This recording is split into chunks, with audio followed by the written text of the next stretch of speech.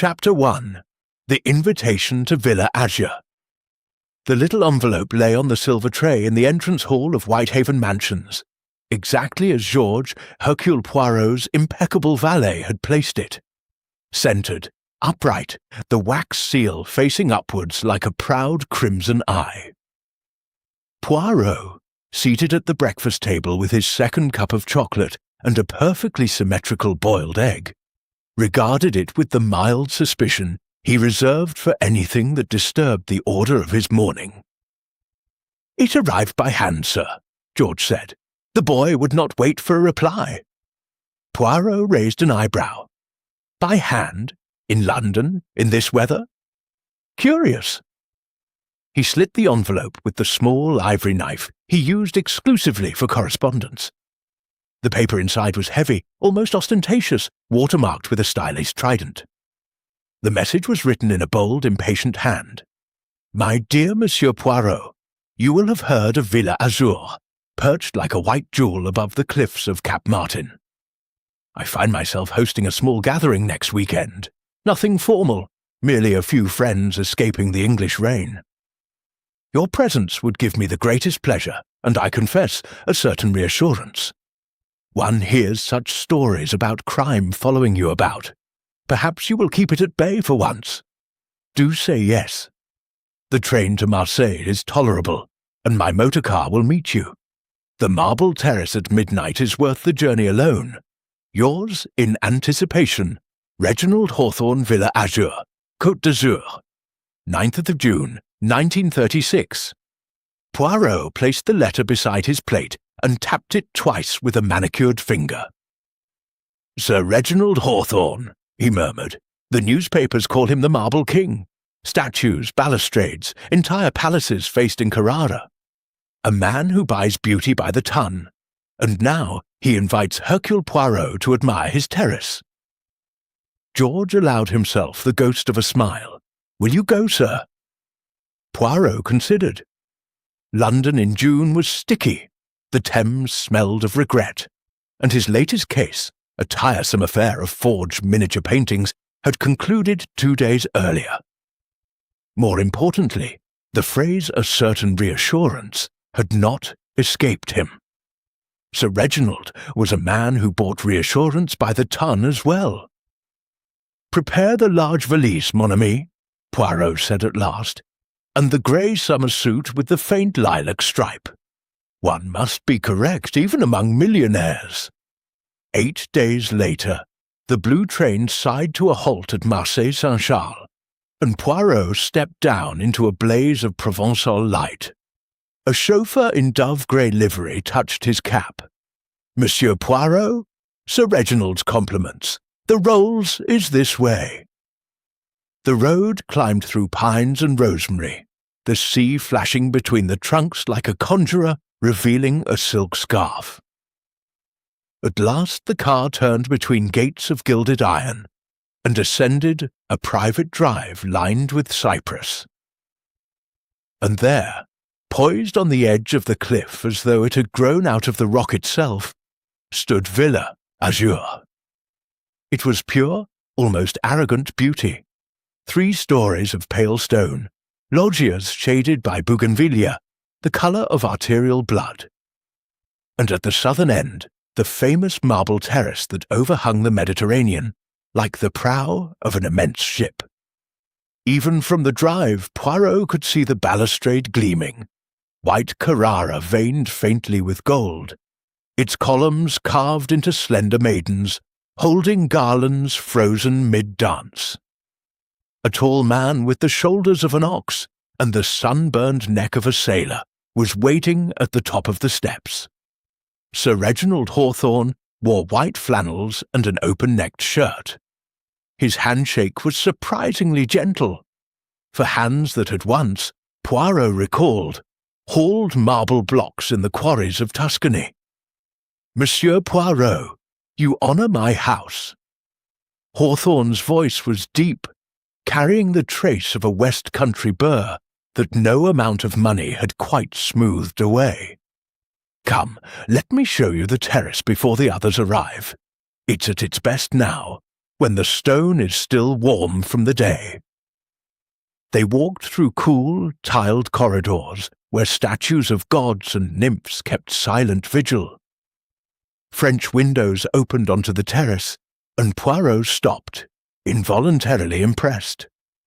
It was larger than he had imagined, 80 feet long, perhaps more, paved in immense slabs of marble, so precisely joined that a coin could not slide between them. At the centre, a fountain played, a bronze Neptune rising from a basin of midnight blue lapis, water spilling from his trident in perfect arcs. Beyond the balustrade, the sea stretched empty and blinding to Africa. "Roman work?"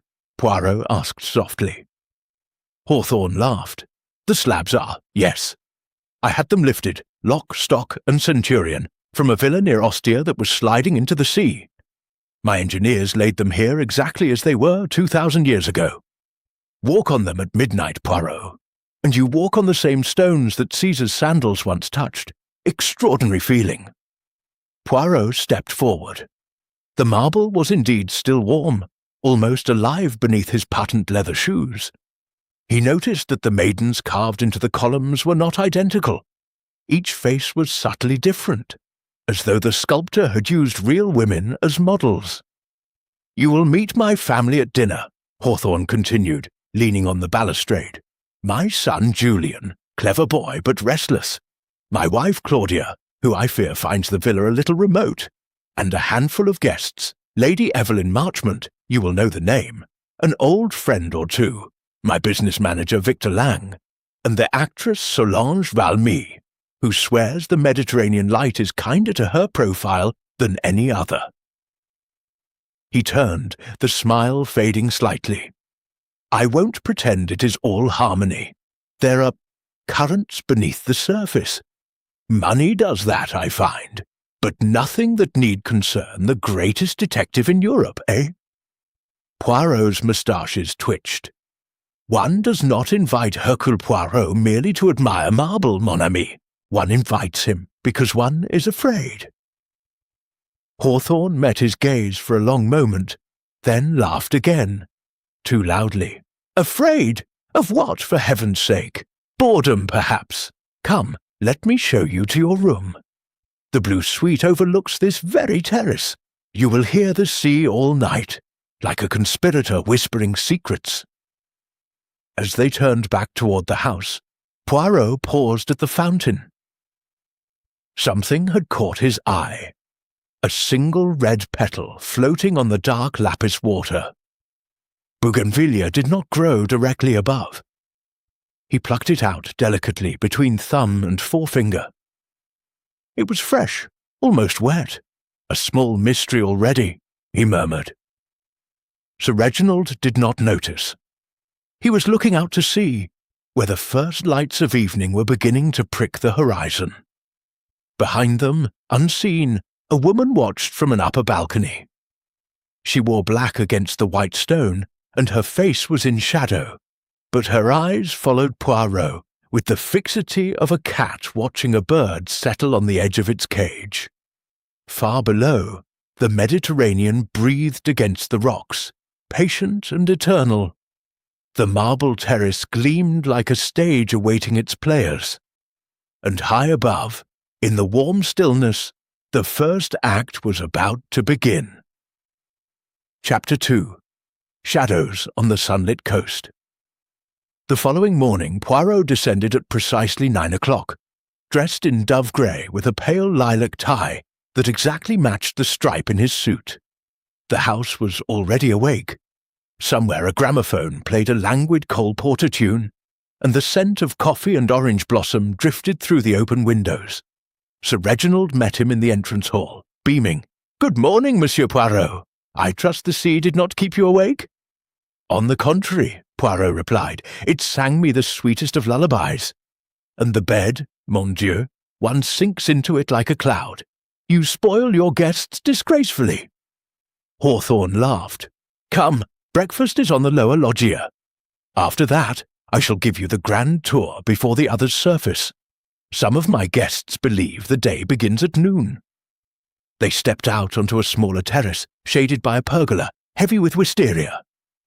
A long table was laid with silver and white porcelain, figs glistening like jewels, brioches still warm, tiny wild strawberries no larger than a lady's fingernail.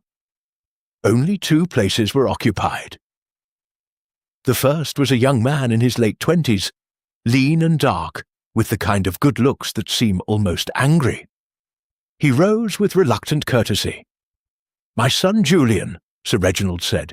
"Julian, this is Monsieur Hercule Poirot." Julian Hawthorne inclined his head. His eyes were the colour of wet slate. "How do you do?" he said, the words flat. He sat again and returned to buttering a roll with unnecessary violence. The second occupant was a woman of perhaps 45, beautiful in the way that very expensive statues are beautiful, flawless, cold, and slightly unreal. Her hair was pale gold, drawn back severely. She wore a white linen dress that made her look like a classical column that had decided to take up sunbathing. "Claudia, my dear," Sir Reginald said with a touch of nervousness, "may I present Monsieur Poirot? My wife, Lady Hawthorne." Claudia extended a hand heavy with emeralds. "Enchanted," she said in a voice that suggested the opposite. "Reginald has spoken of little else since you accepted. One might almost think he expects someone to be murdered." Sir Reginald gave a forced laugh. "My dear, really?" Poirot bowed over her hand with perfect correctness. "Madame, when one is married to a collector of beautiful things, one learns to expect drama. It is only natural." Claudia's smile did not reach her eyes. "How perceptive." Julian pushed his plate away. "If you'll excuse me, I have letters to write." He left without another word, his footsteps echoing sharply on the marble. Sir Reginald sighed. Forgive him, youth, you know, and the young always resent what they have not yet earned. Poirot sipped his coffee, superb naturally, and said nothing. He was watching Claudia. She had turned her face toward the sea, but her fingers worried at the stem of her glass, turning it round and round. After breakfast, Sir Reginald insisted on the tour. They walked through salons hung with Matisses and Durans, past a library whose walls were lined in tooled Moroccan leather the colour of oxblood, down a corridor where a single Picasso hung opposite a tiny perfect Crivelli Madonna, an unsettling juxtaposition that clearly delighted the owner. At last they came to the east wing, where the guest bedrooms were. "I've put the others here," Sir Reginald said, lowering his voice. "Closer to the terrace stairs. Convenient, you understand." He opened a door. Inside, a woman was directing a maid in the arrangement of what appeared to be several dozen hat boxes. She turned as they entered, tall, raven-haired, with the kind of figure that makes couturiers weep with gratitude. Solange Valmy, the actress, in a dressing gown of peach silk that should have been illegal before luncheon. "Reginald, darling," she cried, kissing the air somewhere near both his cheeks. "You promised me the room with the Cupid fresco, but this one has only nymphs. Nymphs are so last century." Sir Reginald bore it with patience. "Mademoiselle Valmy, allow me to present Monsieur Hercule Poirot." Solange's eyes widened theatrically. "The detective? Mon Dieu, I feel safer already." She extended a hand as though expecting it to be kissed. Poirot obliged. "Enchanted, mademoiselle. I have seen you as Marguerite Gautier. Superb. One quite forgot to breathe during the last act." She laughed, delighted. "You are dangerous, monsieur. I shall have to be on my best behaviour." When they left her, Sir Reginald wiped his brow with a silk handkerchief. "Solange is exhausting," he confided, "but Claudia adores her, and she amuses the other guests." They continued to the end of the corridor. A door stood ajar, and from within came the low murmur of male voices. One Poirot recognized as Julian's. The other was older, clipped, impatient. Told you, the old man won't change his mind. If you want your precious money, you'll have to— The door was pulled open suddenly. A thin man in a city suit, despite the heat, stood there.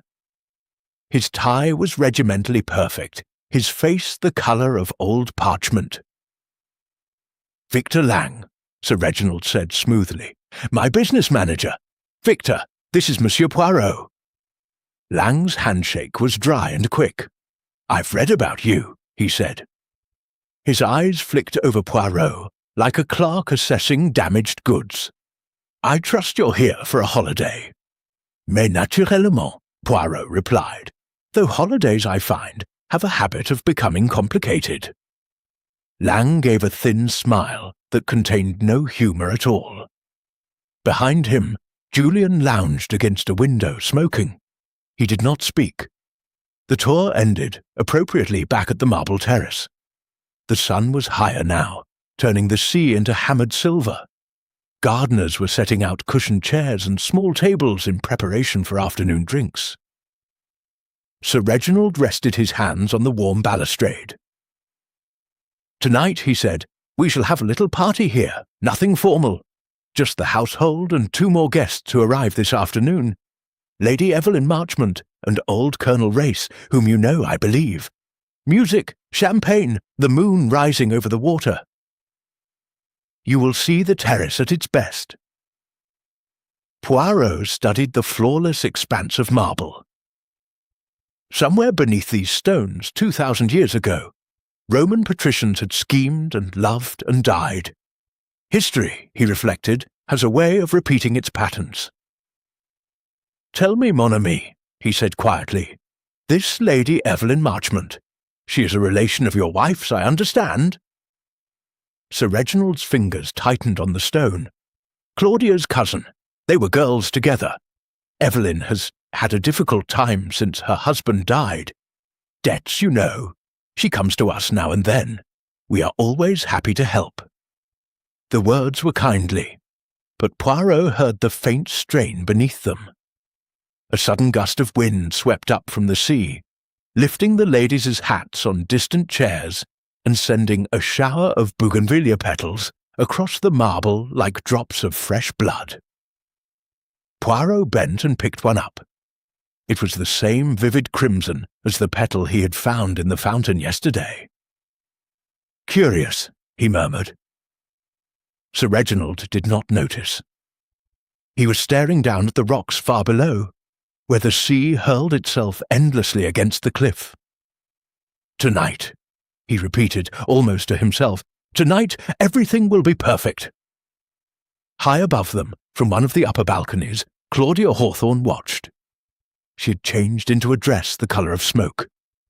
In her hand she held a single red petal, crushing it slowly between her fingers until the juice stained her palm like a wound. On the terrace, the marble drank in the heat of the day, waiting patiently for moonlight and champagne and whatever darker things the night might bring. Chapter 3. The Midnight Soirée. The marble terrace had been transformed. At 10 o'clock the house lights dimmed to a murmur, and the terrace blazed into life. Hidden lamps glowed amber behind the columns, turning the carved maidens into conspirators. A string quartet, 4 grave musicians imported from Monte Carlo, played beneath a canopy of jasmine, the notes drifting out over the black water like white moths. Long tables draped in palest gold linen groaned beneath lobster in aspic, tiny quails stuffed with foie gras, and pyramids of peaches so perfectly ripe they seemed embarrassed to exist.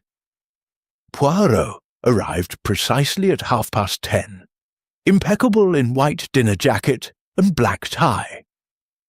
He paused at the top of the shallow flight of steps that descended from the house and surveyed the scene with satisfaction. Order, elegance, and, he noted at once, danger. The 3 things that most excited the little grey cells. Sir Reginald, resplendent in midnight blue velvet, greeted him with relief. "There you are, Poirot. I was beginning to fear you had fallen asleep over one of my first editions." "Never, mon ami. Hercule Poirot does not sleep when beauty and champagne are on offer." Hawthorne laughed and pressed a coupe into his hand. "Then come, let me present the last arrivals." Colonel Race stood near the fountain, tall, soldierly, and utterly at ease. His eyes lit with genuine pleasure when he saw Poirot. "Thought I'd escaped you for once, old man," he said, shaking hands warmly. "What the devil are you doing among the idle rich?" "Enjoying myself," Poirot replied. "And you?" "Same answer, I imagine. Though I hear there's trouble brewing in the Hawthorne coffers. Never a dull moment with this family." Before Poirot could probe further, a ripple of attention swept the terrace. Lady Evelyn Marchmont had arrived. She was perhaps 50, but carried the years like a woman carrying a priceless Ming vase, lightly, defiantly, daring anyone to jostle her. Her gown was scarlet silk cut on the bias, clinging to a figure that had once launched yachts and broken treaties. Diamonds flashed at her throat and wrists. Her hair was an improbable but triumphant shade of copper.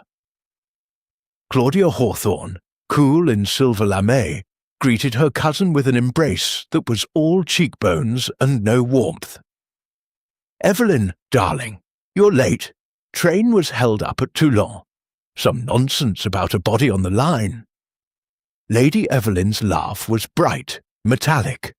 "I said to the conductor, if you will insist on running over people, at least do it on schedule."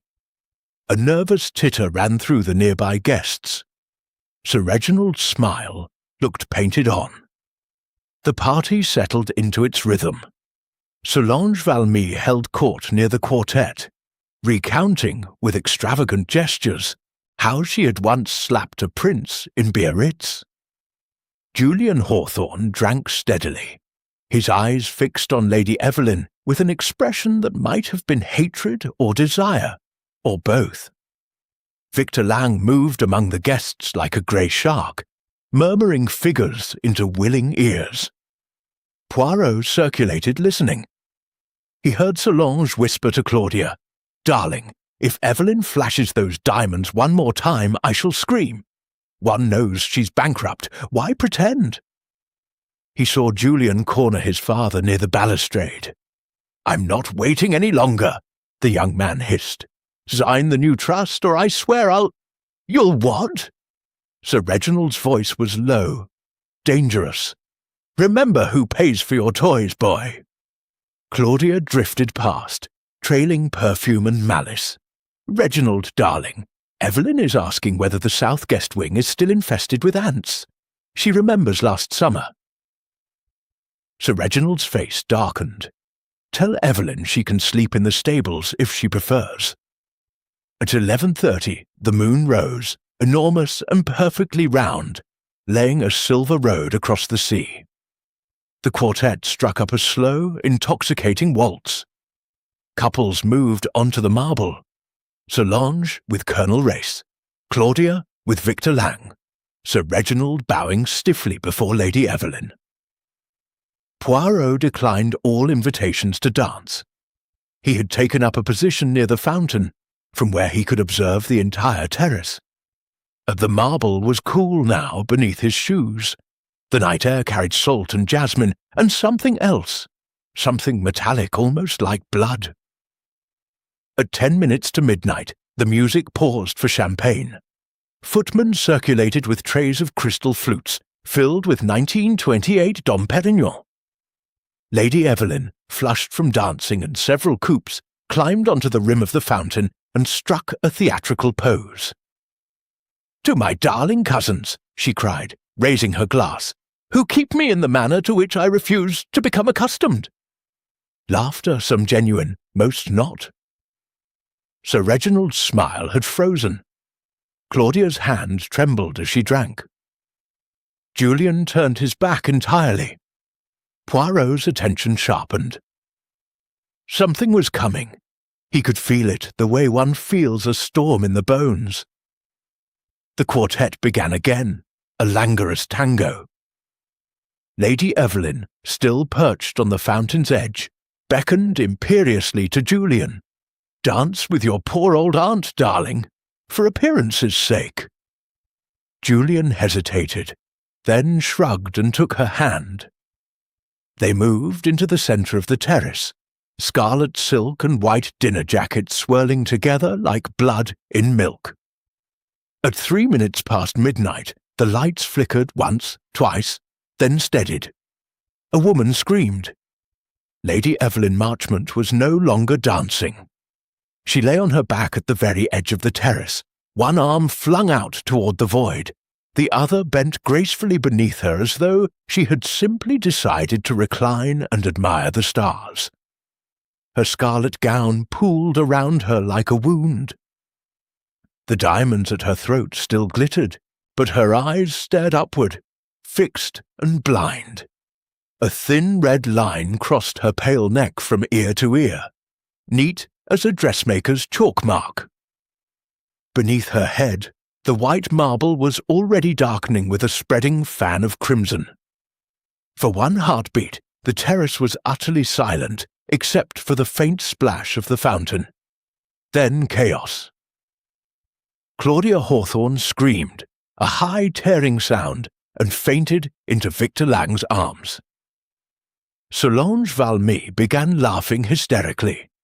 Sir Reginald stood as though turned to stone, staring at the body of his wife's cousin. Julian took one step back, then another, his face the colour of tallow. Colonel Race moved first, kneeling beside the body, 2 fingers at the carotid. He looked up, eyes grim. "She's gone. Throat cut. Less than a minute ago."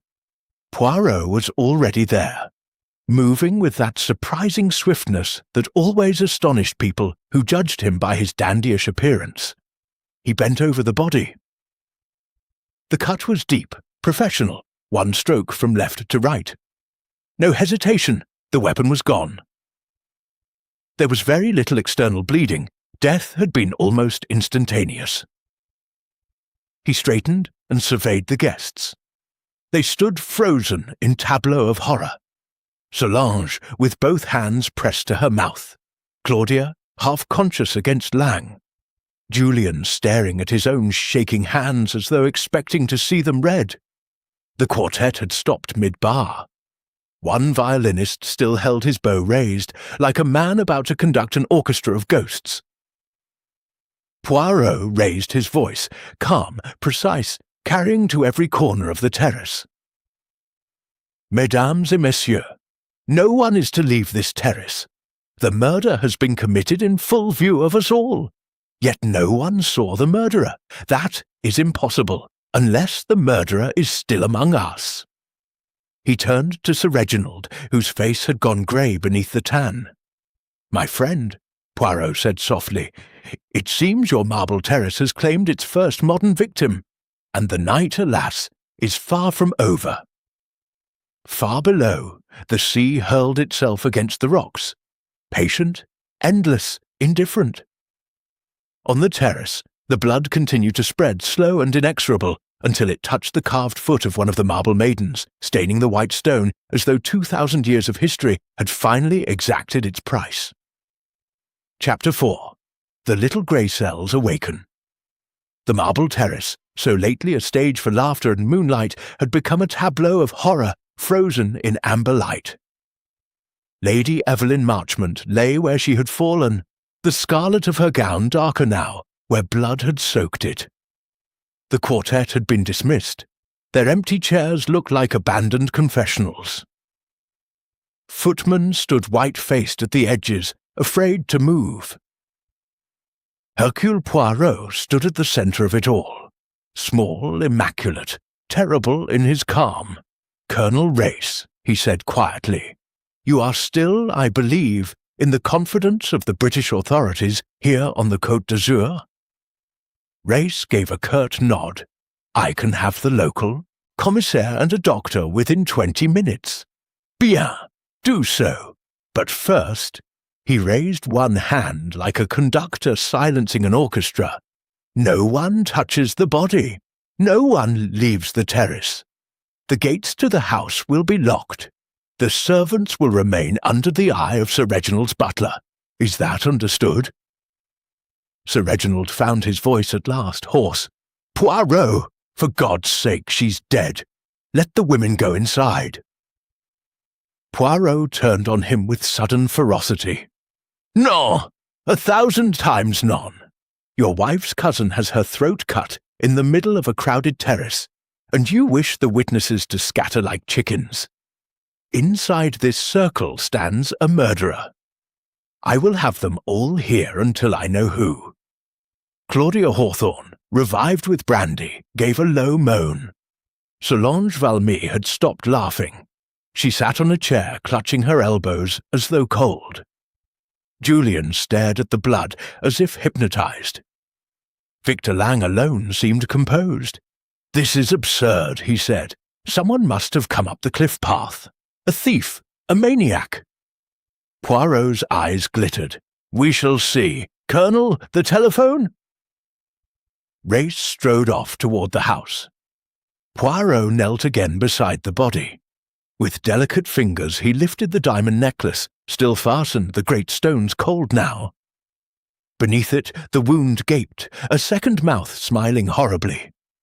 "Cut from left to right," he murmured, "by someone facing her, someone she knew, almost certainly. And yet," he glanced around, "every person here swears they saw nothing." He rose and addressed the company. "Mesdames et messieurs, I require your attention."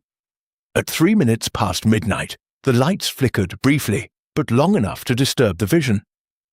At that precise moment, Lady Evelyn was dancing with Monsieur Julian Hawthorne. Then the scream. When our eyes adjusted again, she lay dead. Therefore the murder took no more than 4, perhaps 5 seconds. The weapon, he held up a hand as Lang opened his mouth, is gone.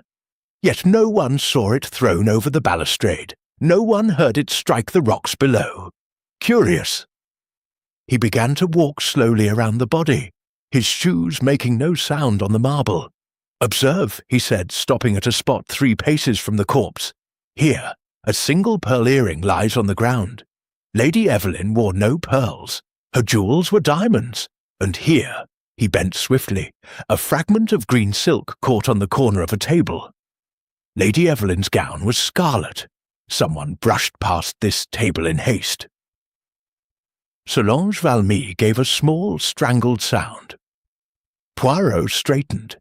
"Now we shall have the alibis. Quickly, clearly, and with truth. Colonel Race will take notes." He began with Julian, who still stood as though rooted. "Monsieur Julien, you were dancing with the victim. Describe the moment." Julian passed a hand across his mouth. "We were near the edge. She was laughing at something I said. The lights went out, just for a second. When they came back, she was falling, away from me. I thought she'd fainted. Then I saw the blood." "You felt nothing? No tug, no sudden weight?" "Nothing." Poirot's gaze flicked to Julian's white dress shirt. The front was unmarked, but on the left cuff, almost invisible against the white, was a tiny smear of red. "And yet, monsieur, you have her blood on your sleeve." Julian stared at the stain as though it belonged to someone else. I caught her when she fell." "Bien. We shall verify the direction of the smear later." He moved to Claudia. "Madame, where were you?" Claudia's voice was barely audible. "Near the fountain, with Victor." Victor Lang inclined his head. "We had just refilled our glasses.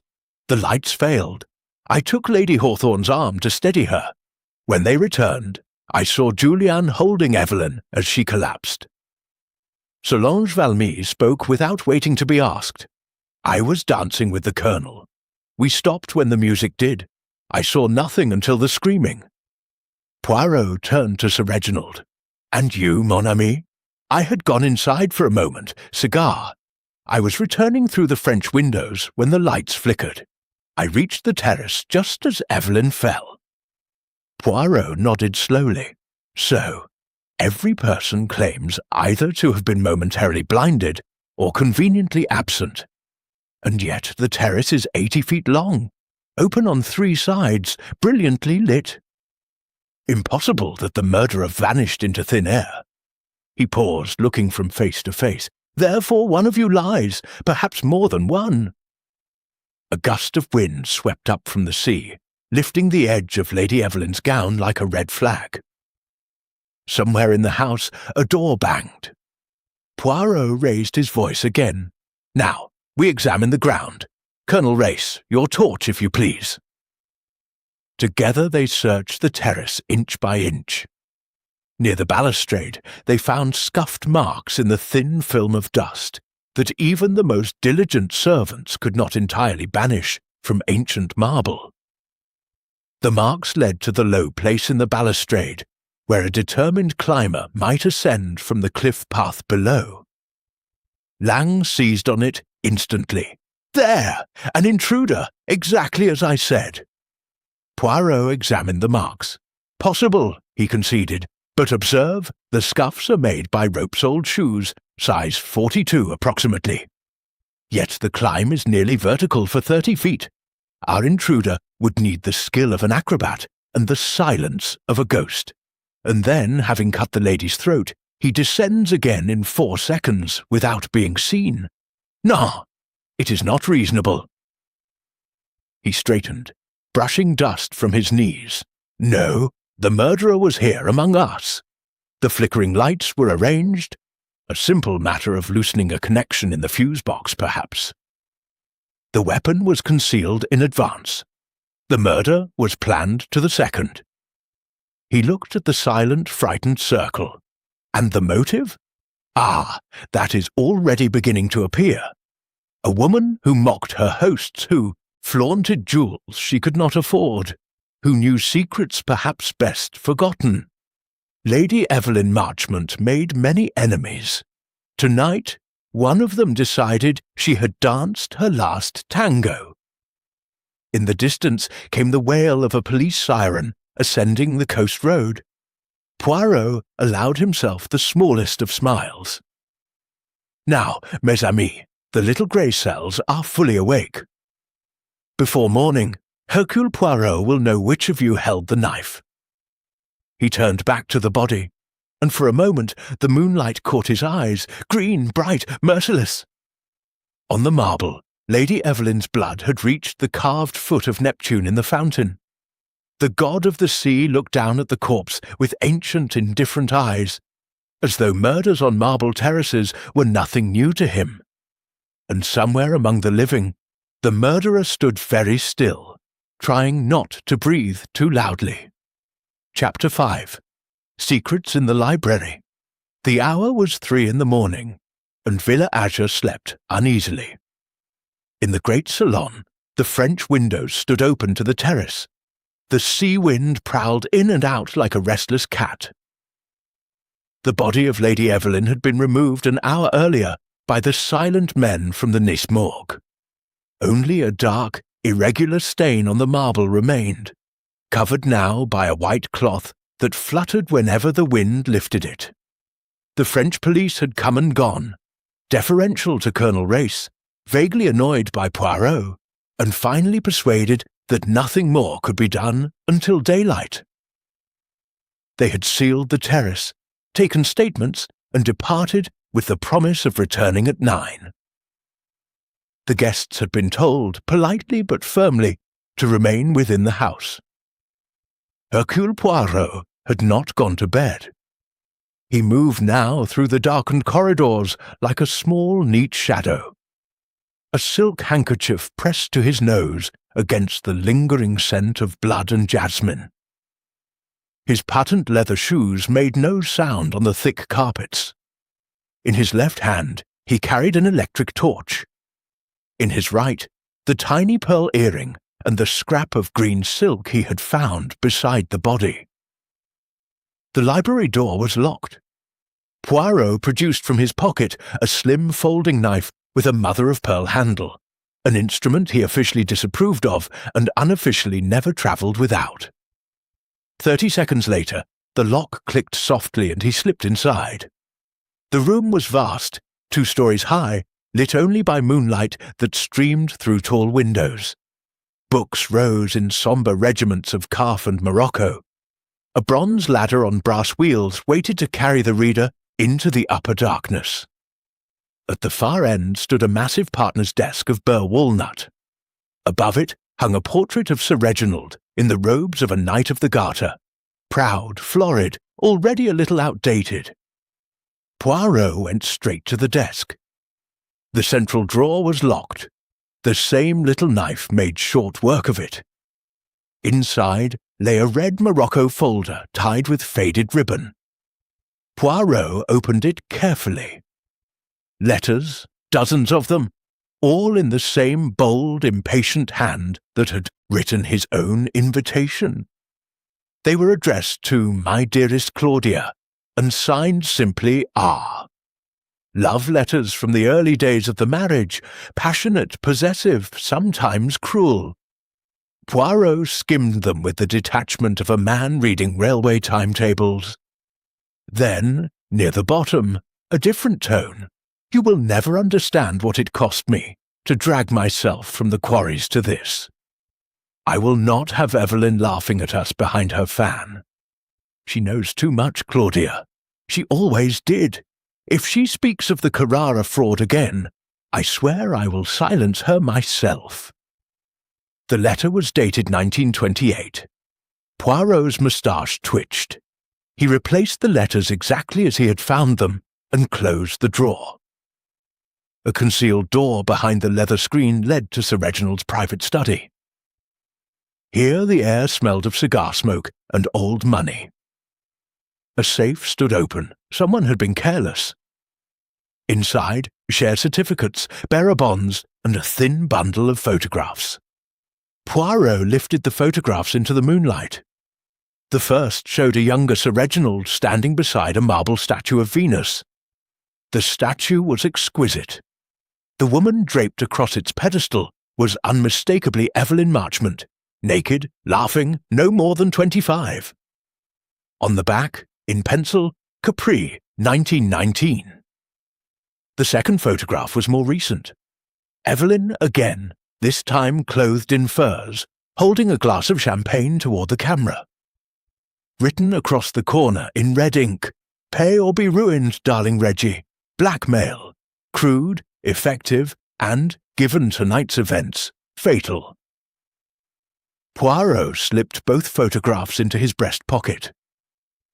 He was turning to leave when he heard voices in the corridor, low, urgent. "Told you never to come here at night." Julian's voice, raw with anger. "I had to." A woman, Solange Valmy, the accent unmistakable even when whispering. "After what happened, keep your voice down. Do you want the whole house to hear?" Poirot stepped silently behind a tall globe of the world. The library door opened.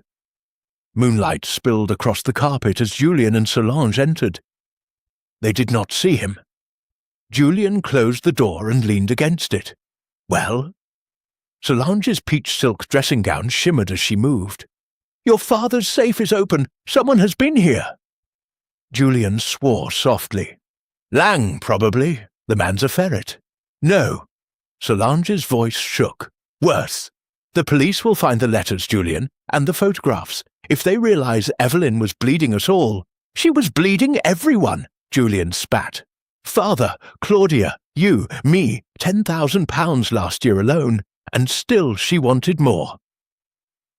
Solange laughed bitterly. "And now she will never ask again. Convenient, no?" Julian seized her wrist. "What are you saying?" "I am saying that someone saved us all a great deal of money tonight. Perhaps we should be grateful." Julian released her as though she burned. "You think I think nothing. Only your cuff, chérie. The blood. You have not even changed your shirt." Julian looked down at his sleeve, as if seeing the stain for the first time. "I told Poirot. You told Poirot a pretty story. But I was watching you, Julian. When the lights came back, you were not holding Evelyn. You were stepping away from her. And your hand, your right hand, was already in your pocket." Silence stretched between them like a wire. Then Julian spoke, very quietly. "If you breathe a word of that, I will kill you too." Solange smiled, a small, terrible smile. "Darling, you already did." She turned and walked out, the silk whispering like a knife leaving its sheath. Julian stood motionless for a long moment, then slammed his fist against the doorframe so hard that blood, his own this time, spattered the pale wood. Poirot waited until the corridor was silent again before emerging from behind the globe. He examined the fresh red smear on the doorframe, touched it delicately with a fingertip, and nodded to himself. "Tiens," he murmured, "the plot, she thickens." He returned to the main library and stood beneath the portrait of Sir Reginald. The painted eyes seemed to follow him. "Mon vieux," Poirot addressed the portrait softly, "you built your palace on marble and secrets. Tonight the marble drank blood, and the secrets begin to speak." From his pocket he took the scrap of green silk. In the moonlight, it was the exact shade of the dressing-gown Solange Valmy had just worn. He folded it neatly, placed it with the photographs, and left the library as silently as he had entered, relocking the door behind him. In the corridor outside, a grandfather clock struck 4. Somewhere, a woman was weeping behind a closed door. Claudia, perhaps, or Solange. The wind still prowled the house, lifting curtains, rattling windows, carrying with it the salt smell of the sea, and the fainter, more persistent smell of blood. Poirot paused at the entrance to the east wing and looked back toward the terrace. The white cloth over the stain fluttered again, like a flag of surrender. "Soon," he promised the darkness, "very soon now, the little grey cells will have their harvest." He walked on, small and upright and utterly remorseless, leaving the secrets of the library to ferment until morning. Chapter 6. Echoes from the past dawn came late to Villa Azur, delayed by a thin veil of sea mist that clung to the cliffs like a guilty thought. At 6:30 the sun finally burned through, turning the marble terrace the colour of old bone. Poirot had not slept. He stood now at the balustrade, coat collar turned up against the damp, watching the gulls wheel over the rocks far below. Behind him, the terrace was still sealed with yellow police tape that fluttered like cheap bunting. The bloodstain had darkened to a rusty brown. Someone had placed a single white camellia on the cloth, an absurdly delicate gesture. Colonel Race joined him, carrying 2 cups of coffee. "You look like a man who has spent the night interrogating ghosts," Race said, handing one over. "Precisely that," Poirot replied. "Ghosts named greed, jealousy, and terror. They are noisy companions." Race glanced back at the house. "The French inspector will be here in an hour. He is young, ambitious, and convinced the murderer climbed the cliff like a blessed monkey. I thought you might wish to disabuse him before he wastes the morning." Poirot sipped the coffee, excellent as everything at Villa Azur was excellent, and began to walk the length of the terrace. "Come, I will show you why no monkey, however gifted, committed this crime." He led Race to the place where the scuff marks ended at the balustrade. "Observe the height. From the path below to this point is 9 meters of almost vertical rock. Even with a rope, which would have left fibers, and there are none, the climber would need both hands. How then does he carry a knife? And how, having reached the terrace, does he cut a woman's throat in 4 seconds and descend again without a sound? No, It is impossible." Race nodded. "I rather thought you'd say that." "Moreover," Poirot continued, "the knife. The wound was made by a blade perhaps 15 centimetres long, thin, razor-sharp. A stiletto, perhaps, or a surgical scalpel. Not the sort of weapon one conveniently finds halfway up a cliff." He turned and walked toward the fountain. What did interest me was this. He pointed to the bronze figure of Neptune. "Last night the water was running. This morning the basin is almost dry. Someone turned off the supply." Race frowned. "The servants, perhaps." "Perhaps, but why?" Poirot knelt and peered into the empty basin of lapis lazuli. At the bottom lay a small dark object. Using his handkerchief, he fished it out. A cigarette case. Silver, monogrammed VL. "Victor Lang," Race said at once. "Précisément, and yet Monsieur Lang affects not to smoke. Curious." Poirot opened the case. Inside were 3 cigarettes and a folded scrap of paper. He unfolded it carefully. A single line typed, "Midnight, the usual place. Come alone, or the letters go to the newspapers." Race gave a low whistle. So, Evelyn was still squeezing him. "Everyone, it seems," Poirot said. "But this note was never delivered. Why?" He slipped both case and note into his pocket. At that moment, the French windows opened, and Julian Hawthorne appeared, unshaven, eyes red. He carried a sketchbook under one arm. "Couldn't sleep," he said flatly. "Thought I'd draw the terrace before the police trample everything." Poirot studied him. "You are an artist, monsieur?" "I was, before father decided marble was more profitable than paint." Julian's mouth twisted. "May I?" Poirot stepped aside. Julian opened the sketchbook and began drawing rapidly, the fountain, the bloodstain, the camellia, with quick, angry strokes of charcoal. Race drifted away to speak to a gardener. Poirot remained, watching Julian. "Tell me, monsieur," he said softly, "when you were dancing with Lady Evelyn, did she say anything unusual?" Julian's hand stilled. "She said plenty, most of it poisonous. For example, she told me I was wasting my life waiting for a dead man's shoes, that my father would outlive us all out of spite, that Claudia was laughing at me with—" He stopped abruptly. "With whom?" Julian snapped the sketchbook shut. It doesn't matter, she's dead." He started to walk away. Poirot's voice stopped him. "Monsieur Julien, the blood on your cuff. It was not from catching her as she fell. It was from holding the knife, no?" Julian turned slowly. For a moment, the terrace was utterly silent, except for the gulls. Then Julian laughed, a raw, cracked sound. "You'd like that, wouldn't you? The dissolute son, the obvious motive, so much tidier than the truth." He threw the sketchbook at Poirot's feet. Pages scattered across the marble. Charcoal studies of the terrace, of the fountain, of a woman's face repeated again and again. Claudia, always Claudia, sometimes tender, sometimes savage. "I loved her," Julian said. "My father's wife. Evelyn knew. She threatened to tell him unless I paid. Last night she demanded 50,000 francs by Monday, or she would send him the letters Claudia wrote me. So yes, I wanted her dead, but I did not kill her."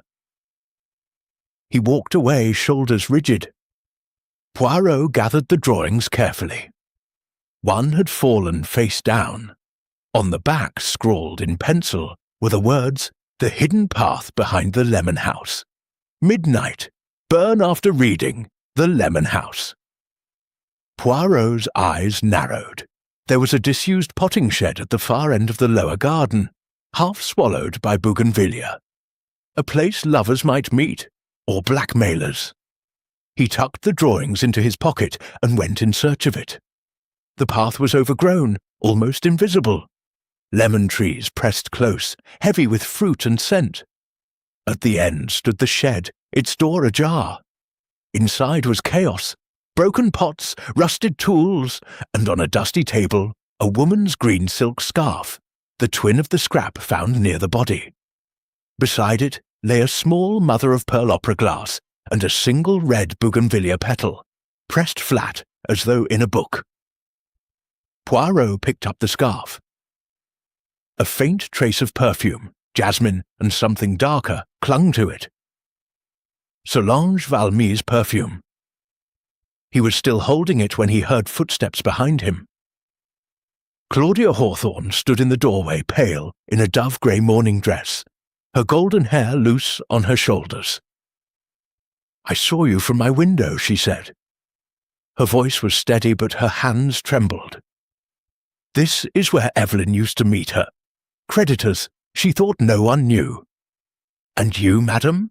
Did you also meet her here?" Claudia's eyes filled with sudden tears.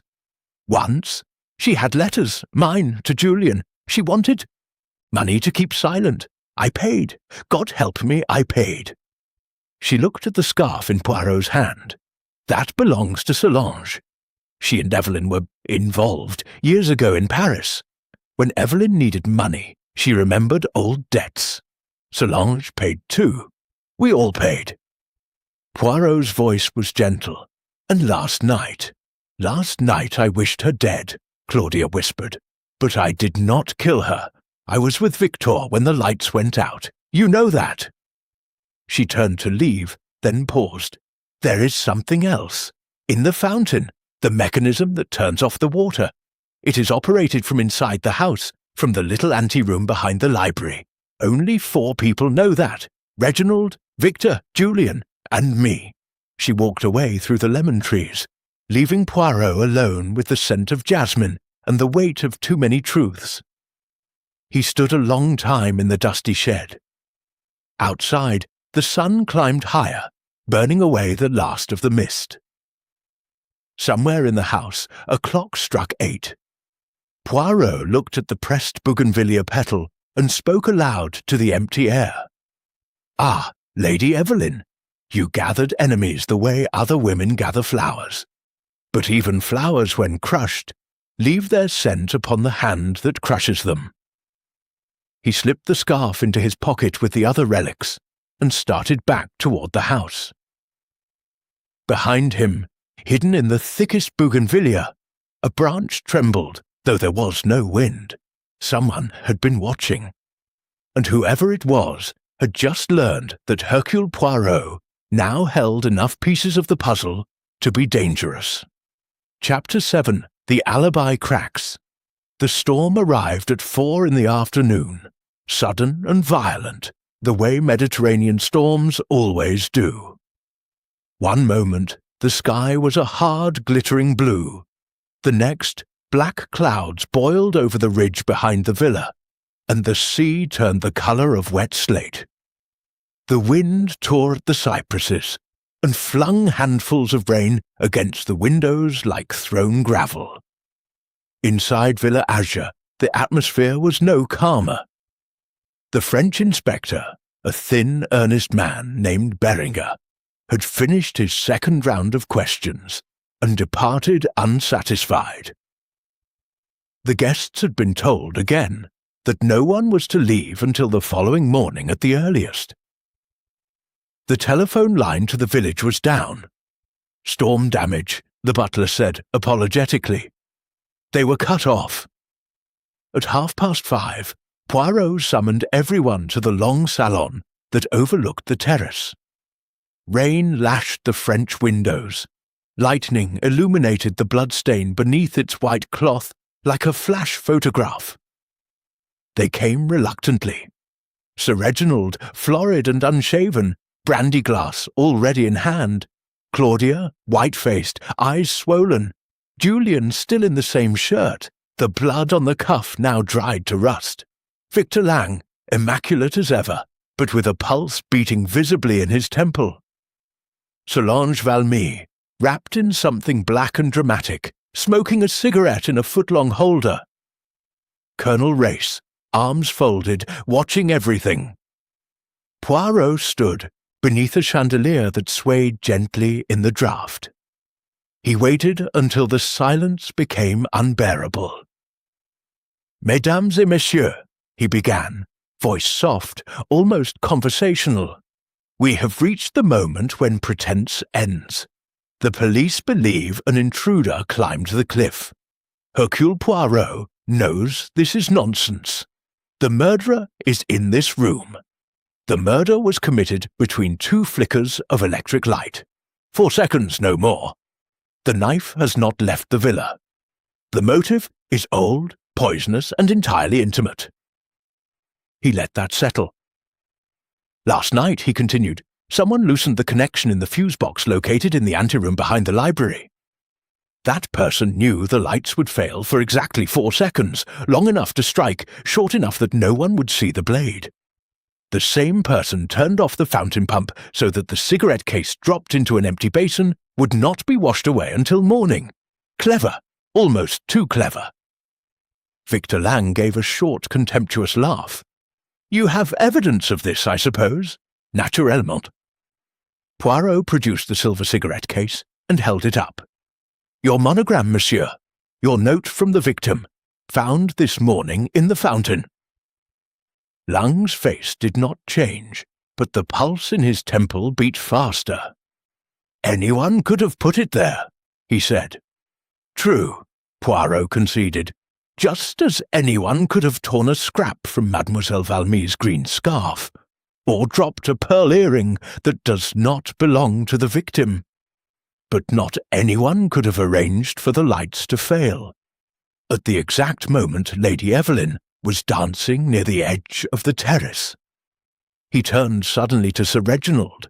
Monsieur, you told me you went inside for a cigar. Yet the cigar cabinet is in this very salon. You had no need to leave the terrace. Sir Reginald opened his mouth, closed it again. Claudia gave a small, broken cry. Reginald, tell him it isn't true. Poirot's gaze moved to Julian. And you, monsieur, you say you caught Lady Evelyn as she fell. Yet the blood on your cuff is a cast-off spatter. High velocity, arterial. It is the blood of the striker, not the catcher. Julian took 1 step back, collided with a table, sent a vase crashing. Solange Valmy dropped her cigarette into a champagne glass, where it hissed and died. Poirot raised a hand. Patience, I have not finished. He walked to the French windows and flung them open. Rain swept in, soaking the carpet. Lightning flared, showing the terrace, the bloodstain, the fountain. Observe, he called over the wind. At the moment of the murder, Lady Evelyn was here. He stepped out onto the wet marble, beckoning. Reluctantly, they followed. The storm raged around them. Poirot positioned Julian where the body had lain. You were dancing. The lights fail 4 seconds. When they return, she is dying at your feet. You say you were holding her. But look, he pointed at the bloodstain. The arterial spurt struck the fountain 6 feet away. If you had been embracing her, the blood would be on your shirt front, not your cuff. You were not embracing her. You were stepping away after cutting her throat. Julian's face contorted. No! Poirot whirled on Victor Lang. And you, monsieur, claim you were steadying Madame Hawthorne by the fountain. Yet the fountain was dry. There was no splash when you supposedly set down your glass. I found the base of your glass. He produced it from his pocket, rim stained with lipstick that was not Claudia's. Solange's colour. You were not with Madame Hawthorne. You were with Mademoiselle Valmy, watching, waiting for the lights to fail. Lang took a step toward the balustrade, eyes darting to the cliff path. Colonel Race moved quietly to block him. Solange began to laugh. Hi, hysterical! Stop it! Claudia screamed. All of you, stop it! Sir Reginald drained his brandy in one gulp and hurled the glass into the storm. Enough! He roared. Poirot, what the devil do you want? The truth, Poirot said simply. All of it. The wind howled. Rain slashed sideways. Julian spoke first, voice cracking.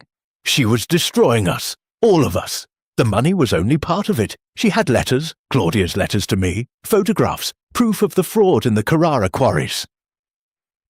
If they came out, Father would lose everything. She gave me until Monday. I couldn't— He broke off, staring at his father in anguish. Sir Reginald's face had gone grey. You killed her? No, Julian shouted over the storm. I wanted to.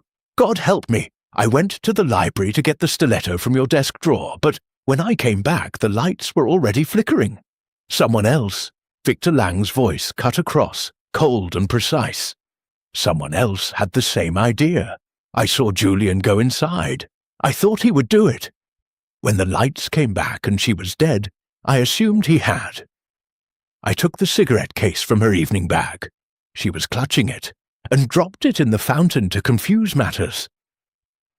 I thought if suspicion fell on an outsider— Solange Valmy stepped forward, hair plastered to her face by rain. You fools, she said almost gently. You perfect fools. It was none of you. She reached into the pocket of her black wrap and drew out a slender, ivory-handled stiletto. The blade was dark with old blood. Claudia screamed. Solange smiled quite calmly. Evelyn destroyed me 20 years ago in Paris. She took everything— my career, my lover, my name. Last night she laughed and said she would do it again if I didn't pay one final time. When the lights went out, I was 3 steps away. 1 second to reach her, 1 to cut, 1 to step back.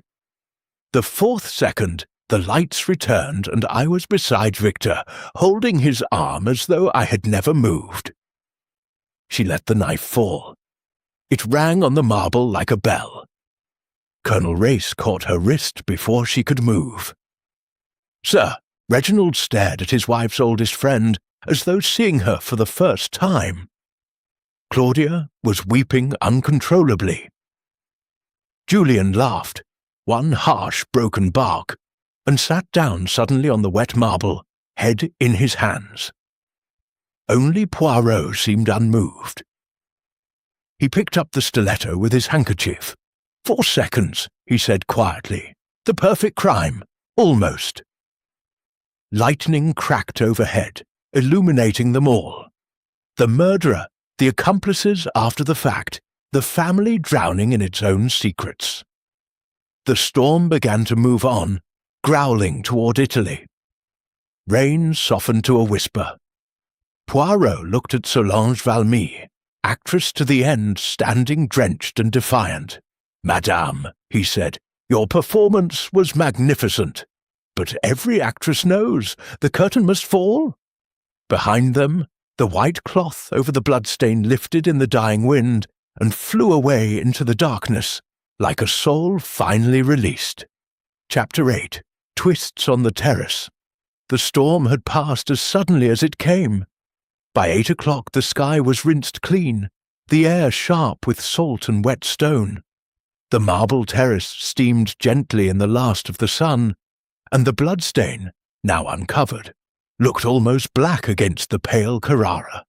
They were all there again, arranged in the same places as the night before, because Hercule Poirot had insisted on it.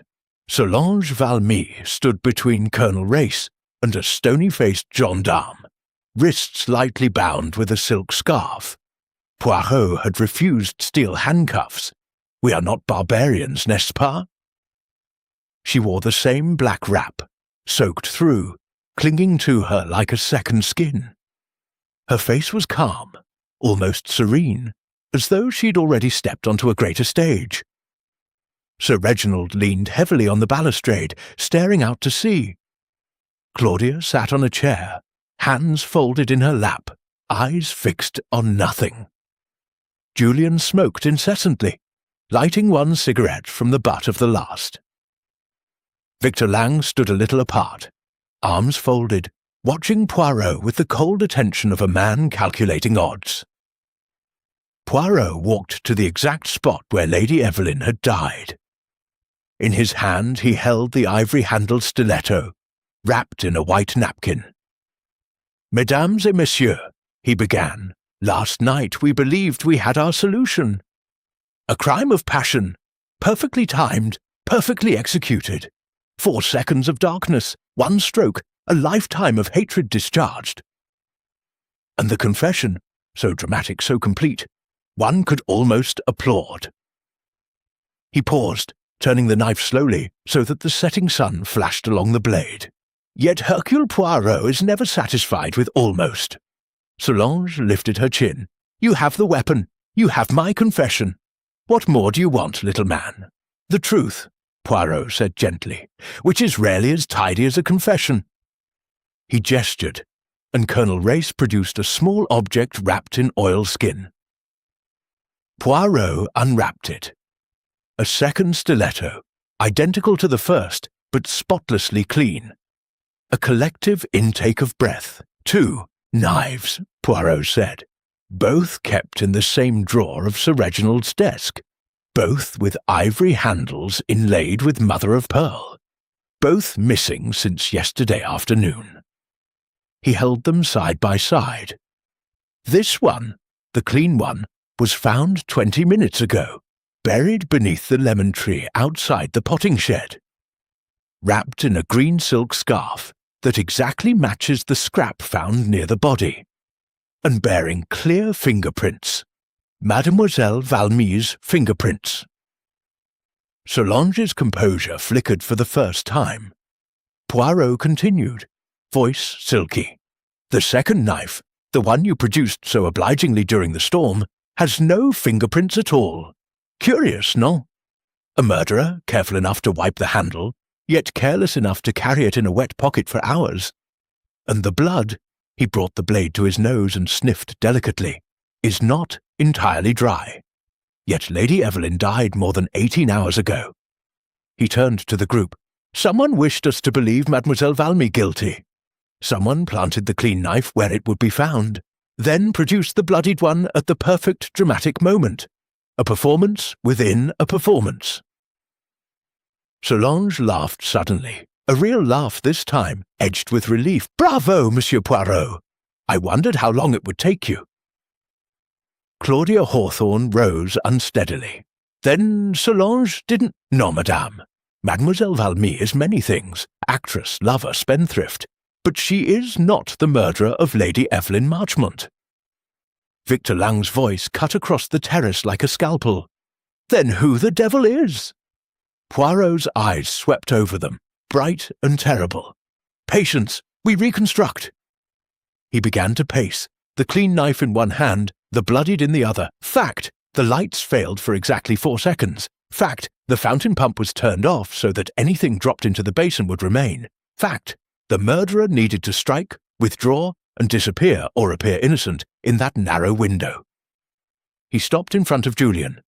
Monsieur Julian went inside moments before the murder, ostensibly to fetch a knife. But he returned empty-handed and stood near the French windows when the lights failed. He could not have reached Lady Evelyn in time. To Lang. Monsieur Lang was seen by 2 footmen refilling glasses at the far end of the terrace. Impossible. To Claudia. Madame was beside the fountain with several witnesses.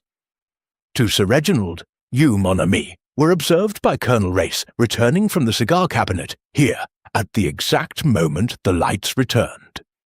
He spread his hands. Every suspect has an alibi. And yet the woman died. Therefore, the murder was not committed during the 4 seconds of darkness. It was committed before. A stunned silence. Poirot walked to the fountain and tapped the bronze Neptune. Observe the trident, 3 prongs. Last night the central prong was bent slightly outward. I noticed when I retrieved Monsieur Lang's cigarette case. Today it is straight again, someone bent it back. He reached up and, with a small grunt, pulled. The entire trident came away in his hand, revealing a hollow bronze shaft. Inside lay a thin, flexible wire, with a tiny razor blade attached to the end. Gasps. A mechanism, Poirot explained. Ancient Roman, in fact, originally designed, I imagine, to allow Neptune to weep during festivals. The wire runs down through the pedestal, under the marble slabs. Remember, they were laid over an older Roman floor, and emerges in the anteroom behind the library. A sharp pull, the blade whips across the throat of anyone standing in the correct position, then retracts. The fountain was turned off so that blood would not dilute in the water and reveal the trick. He looked at them, almost sadly. Lady Evelyn was posed, carefully, deliberately, directly in front of the fountain during the last dance. She did not fall. She was already dying when the lights returned. The arterial spurt that struck the fountain 6 feet away, it struck at the moment of the pull, not after. By the time we saw her, the blade was already back inside Neptune's trident. Sir Reginald made a choking sound. Poirot turned to him. "You, monsieur, you commissioned this terrace. You knew every secret of its Roman engineering. You knew about the mechanism. Perhaps you even had it restored for authenticity. And you knew that if Lady Evelyn stood in exactly the right place, one pull on a wire from the anteroom would silence her forever." Sir Reginald's face had gone purple. "This is insane." Poirot held up the bloodied stiletto. "And this, the perfect red herring, planted on poor Mademoiselle Valmy, who had every reason to hate the victim and a reputation for drama. You counted on her confessing when cornered. She is, after all, an actress. You nearly succeeded." Claudia was on her feet. "Reginald, no!"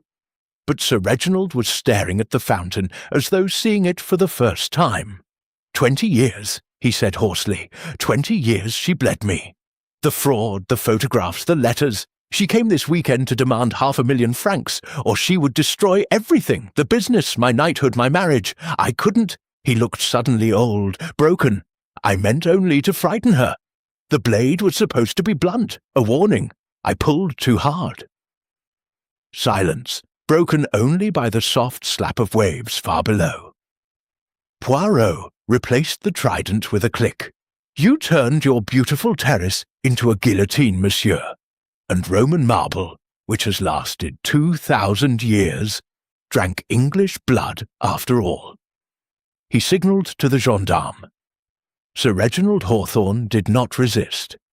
He walked past his weeping wife, past his shattered son, past the actress who had nearly died for his crime, and allowed himself to be led away.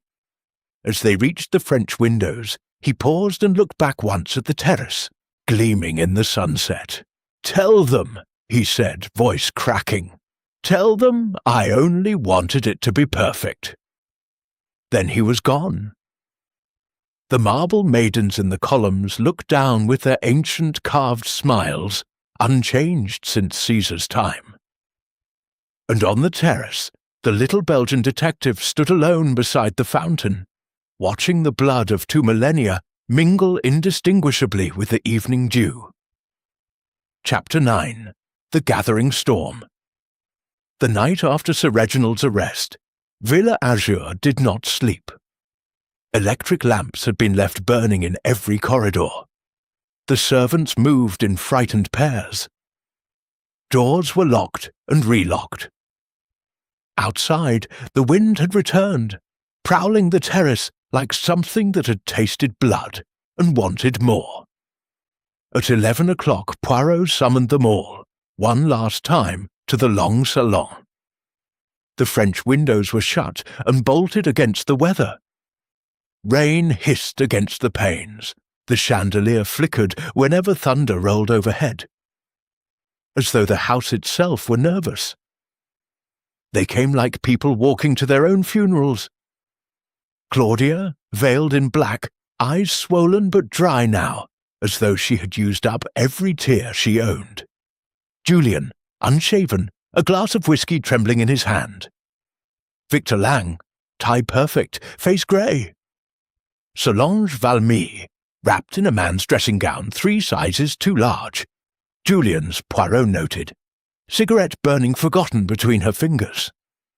Colonel Race stood behind Poirot, arms folded, silent sentinel. Poirot waited until the door closed, with a soft final click. "Mesdames et messieurs," he began, Tomorrow the police will take Sir Reginald to Nice. The newspapers will feast. The Marble King, murderer on his own terrace. A tragedy complete. And yet—" he let the word hang like cigar smoke. "And yet Hercule Poirot is not satisfied." Claudia made a small, broken sound. Julian drained his glass in one swallow. Poirot walked slowly to the fireplace. Above it hung the portrait of Sir Reginald in his knight's robes, proud, florid, already slightly ridiculous. Poirot studied it for a long moment. "Sir Reginald has confessed," he said at last. "He has described the mechanism, the wire, the pull from the anteroom. He has even produced the spool of fishing line used to retract the blade. Everything fits. Too perfectly, perhaps." Victor Lang spoke for the first time, voice brittle. "What more do you want, man? He's guilty." Poirot turned. "Is he?" He produced from his pocket a single sheet of heavy cream notepaper, the villa's stationery, and held it up. "This was found an hour ago, slipped beneath the door of my bedroom." He read aloud. "If you want the real murderer, look to the person who knew the Roman mechanism better than the master of the house himself. Ask Claudia, who really pulled the wire. Ask Julian why his shoes were wet at midnight when he claimed to have been inside the house. Ask Victor Lang why his cufflinks were found under the fountain this afternoon. Ask Solange why she burned a green silk scarf in the kitchen range at 3 o'clock this morning. One of us is lying. All of us are guilty. But only one of us killed Evelyn. Find him before he kills again." A friend. Thunder crashed directly overhead. The chandelier swayed. For 3 heartbeats the room was plunged into darkness. When the light steadied, every face had changed. Claudia was staring at Julian. Julian was staring at Lang. Lang's hand had gone to his wrist, where Poirot noticed the cufflinks were indeed missing. Solange had crushed her cigarette into the carpet. Poirot folded the letter with deliberate calm. "Someone in this room wrote this note. Someone wishes to spread panic, perhaps to conceal a greater truth. Therefore, we shall have the truth now, tonight, before another crime is committed under this roof." He turned to Claudia first. "Madame, you told me only 4 people knew of the fountain's secret mechanism. Yet the original Roman plans are in the library, available to anyone who cared to look. Did you study them?" Claudia's voice was a thread. Yes, years ago. Reginald liked to show guests how clever he was. I read the notes. And you, Monsieur Julian, your shoes. The butler found them drying behind the kitchen stove this morning. Salt water on the soles. Yet you claim you never left the house." Julian laughed wildly. "I went for a walk on the lower terrace after the murder. To be sick. Ask the footman. He saw me." Poirot's eyes moved to Lang. "And your cufflinks, monsieur.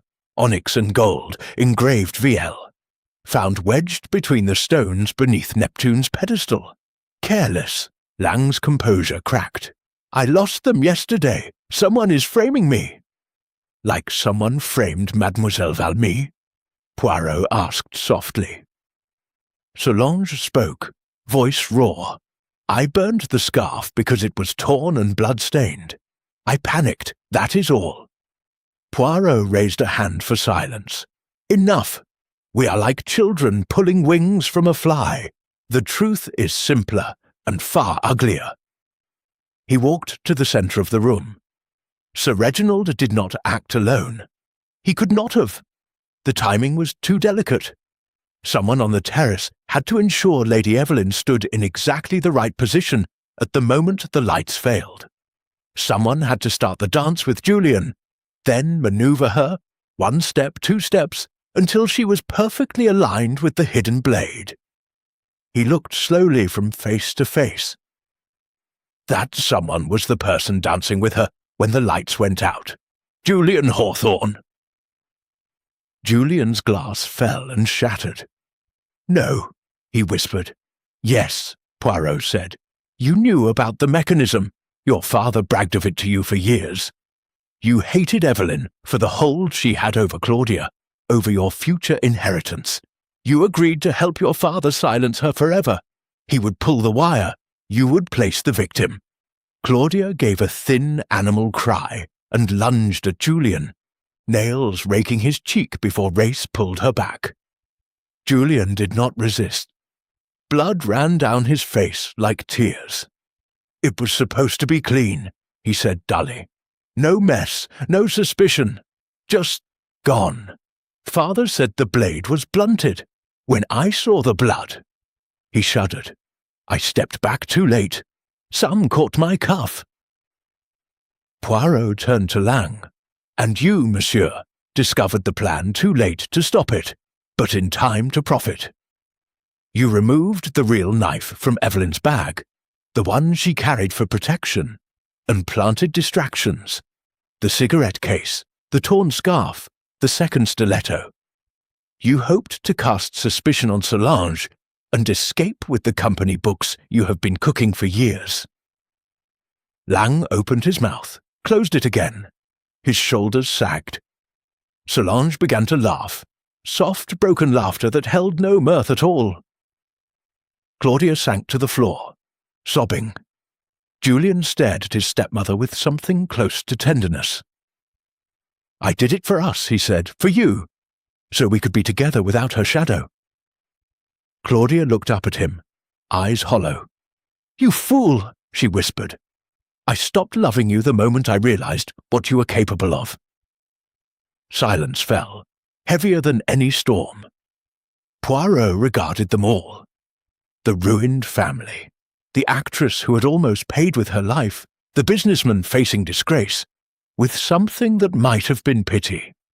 Sir Reginald will hang, or spend his life in prison, he said quietly. You, Monsieur Julian, will join him.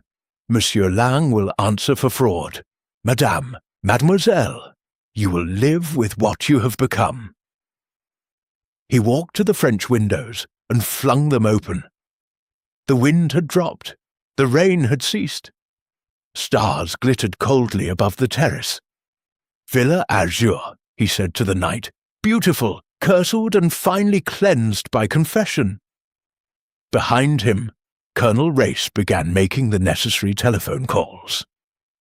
On the marble terrace, moonlight silvered the bloodstain that no scrubbing would ever quite remove. The carved maidens smiled their eternal, knowing smiles. And somewhere far below, the sea kept its ancient counsel, washing the rocks clean again and again, as it had done for 2,000 years, and would do for 2,000 more. Chapter 10. The Revelation Under Moonlight. The moon that rose on the final night was the same moon that had watched Lady Evelyn die. Perfect, cold, merciless. It silvered the marble terrace until the bloodstain looked like a dark star embedded in white stone. The lamps were extinguished. Only a single lantern burned beside the fountain, throwing long shadows of Neptune and his trident across the ancient Roman slabs. They stood in a loose half-circle, exactly where they had stood 72 hours earlier when the music played and the champagne flowed. No music now, no champagne. Only the hush of the sea far below, and the small, precise figure of Hercule Poirot at the centre. Sir Reginald Hawthorne had been taken to Nice at dawn. Victor Lang had followed at noon, led away in handcuffs for embezzlement. Solange Valmy had departed at dusk in a hired car, face hidden behind dark glasses, bound for an unknown future. Claudia and Julian remained, mother and stepson, widow and prisoner-to-be, because Poirot had asked them to stay one more night. Colonel Race stood at the top of the terrace steps, arms folded, blocking the only path back to the house. Poirot waited until the silence became unbearable, then spoke, soft as confession. Mesdames, Monsieur, one last time, The stage is set exactly as it was. The fountain plays again. Listen." A thin silver stream rose from Neptune's trident and fell with a sound like distant weeping. "The moon is in the same place. The marble is warm from the day as it was then. Only one thing is missing." He paused, letting the wind carry his words to every corner. "The truth." Claudia gave a small, strangled sound. Julian stared at the bloodstain as though it might speak. Poirot stepped forward. Sir Reginald believed he killed Evelyn. Julian believed he helped him. Lang believed he covered the crime. Solange believed she had been framed. 4 confessions, 4 truths, and yet none of them complete. He turned to Claudia. "Madame, you have said nothing since the arrests. You have wept, yes. You have looked at your stepson with horror.